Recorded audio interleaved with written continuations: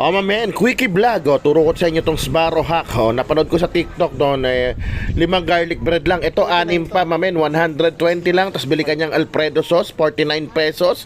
Goods na ang merienda mo. Social na. Ayan, oh, nakasbarro ka. 6 na Sbarro garlic bread at Alfredo sauce for only 169 pesos. Puntahan mo na, mamen. Kaya ako talagang dali-dali kong tinira yan, mamen. Rapsa! Ito na nga, totoo nga, mamen, yung Sbarro hack. Ayan, o, dalawa pa binili ni Mrs. Napanood namin sa TikTok kasi, bili ka ng 5 garlic bread, 120, plus Alfredo sauce, so, 49 pesos, dalawa.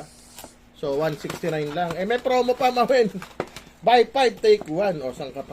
O, 6 na piraso. Sarap yan, garlic bread nila. Sausaw mo sa Alfredo sauce. Yung sauce, choice mo, kunyari, dalawa bibilin mo. Hindi ko na alam kung pwede magkaiba na tomato saka Alfredo. Siyempre Alfredo tayo. Sarap to, mamen. Didip mo lang yan.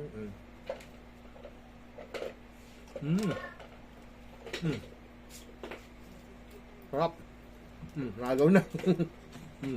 Try nyo habang naka-train, mamen. Mura, masarap.